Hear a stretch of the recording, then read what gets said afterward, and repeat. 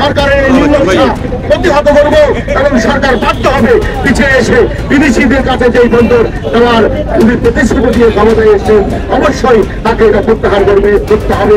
আপনারা জানেন আমরা দীর্ঘ 6 মাস যাবৎ চট্টগ্রাম বন্দরকে বিদেশিদের হাতে তুলে দেওয়ার যে ষড়যন্ত্র তার প্রতিবাদে আমরা এসবের নেতৃত্বে আমরা একের পর এক কর্মসূচি পালন করে আসছি।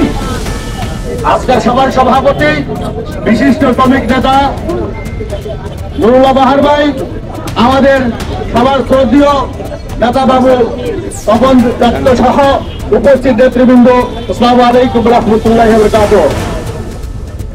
আমরা ভেবেছিলাম যে কোর্টের যে রায়ের অপেক্ষায় আছে নিশ্চয় আমাদের দেশ ও জাতির পক্ষে আসবে, কিন্তু একটি কুচক্রী মহল তারা ষড়যন্ত্রের উপর ষড়যন্ত্র করছে।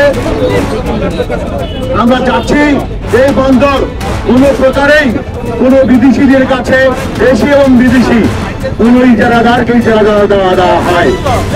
আমরা সরকারকে বলেছি এটা আমাদের জাতীয় নিরাপত্তার বিষয়, এটা আমাদের হৃৎপিণ্ড, এই হৃৎপিণ্ড সচল থাকলে দেশ সচল থাকবে, এই হৃৎপিণ্ড সচল থাকলে জাতীয় রাজস্ব একটি বড় অর্থ যোগান দিবে। এই হৃৎপিণ্ড সচল থাকলে মানুষ এই বন্দর ভিত্তিক যারা কাজ করছে তারা সবাই জীবিত, তারা দেখে করে সুন্দরভাবে জীবন প্রকাশ করতে পারবে। কিন্তু আপনারা দেখেছেন সরকার বারবার সরকার এই বন্দর বিদেশিদের হাতে তুলে দেওয়ার যে নকশা করেছে তার প্রতিবাদে আমরা আন্দোলন সংগ্রাম করে আসছি।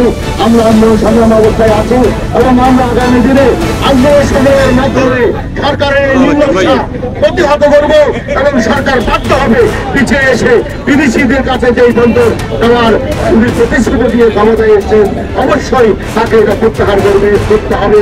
অন্যথায় আমরা আগেও বলেছি এখনো বলছে সমগ্র বাংলাদেশে এসবের নেতৃত্বে খেটে খাওয়া শ্রমজীবী মেহনতি মানুষ এবং চট্টগ্রামের আন্দোলনরত সংগ্রামী জনতাকে নিয়ে এই সরকারের এই নিরক্ষা প্রতিহত করবে ইনশাআল্লাহ।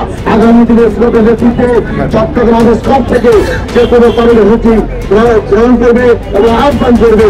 আমি বাংলাদেশের সরাসরি সকল নেতা কর্মীদেরকে দিয়ে অবশ্যই এই আন্দোলনে অংশগ্রহণ করবো এই প্রত্যাশা ব্যক্ত করে আগামী দিনে সরকারের গায়ে হাজারে হয়েছে মানুষের এই কল্যাণ এই প্রতিশ্রুতি ব্যক্ত করে আমার বক্তব্য শেষ করলাম। আসসালামু আলাইকুম।